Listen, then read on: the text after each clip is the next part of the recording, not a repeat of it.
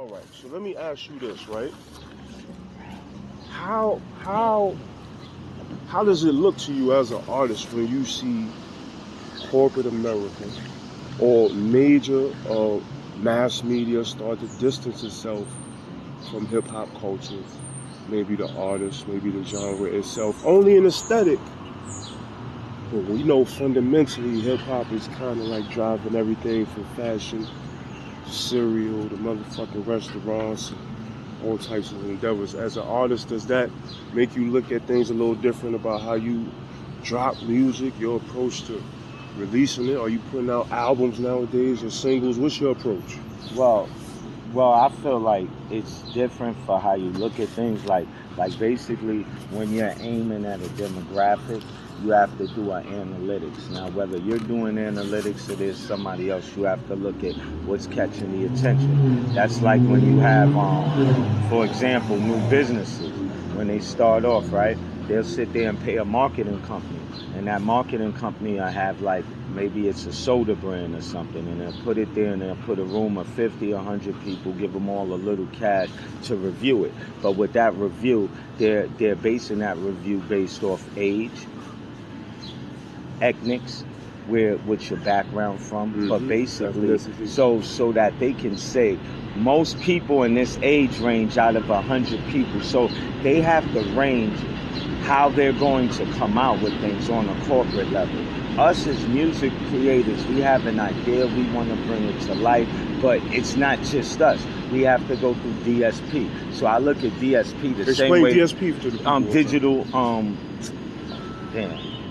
Digital, digital service provider. So these are the markets of places that you have to go to get an album or barcode put in so it goes in the stores. So that's like the middleman. So within them you have places like CD Baby, you got TuneCore, we see Papoose, shout out to Papoose, you know what I'm saying, running things in TuneCore, and hopefully there'll be more things beneficial for the artist, since we know his plight and journey as an artist and making it to the level he's at. Maybe he'll open some more opportunities within that development of a business while he's sitting in that branch.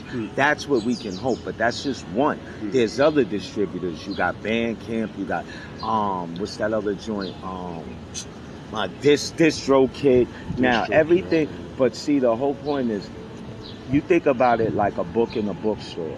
If a book comes out and released and it's in a bookstore, there's a whole bunch of books in that bookstore.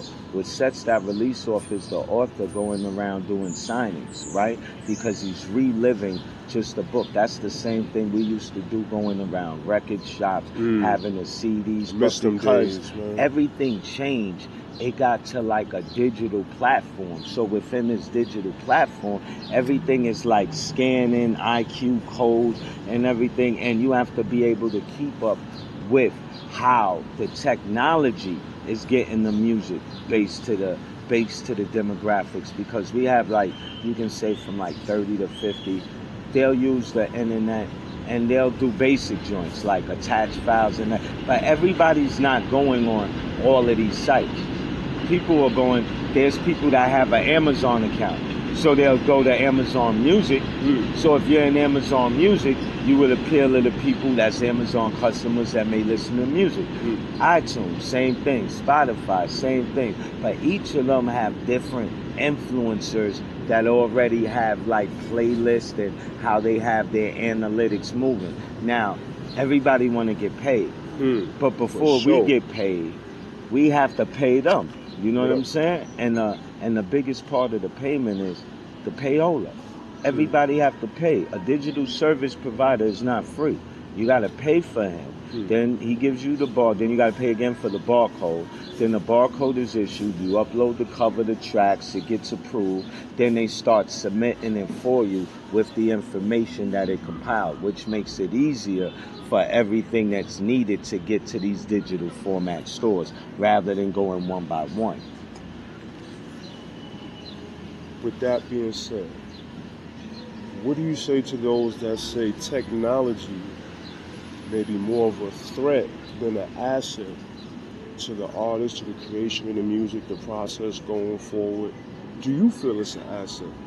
Do you feel it's a a wolf in sheep's clothing, so to speak. What's your thoughts on the introduction of tech and AI to the music? I'm excited. I'm excited to see where the development goes, but I'm also awake and aware of where we've been. And there's a lot of trigonometry and things going on. And Trigonometry? Yeah, because you know why? Trigonometry is how they tricking us with the numbers. Because a lot of these numbers are being brought. So now here's my thing. I got a question for you.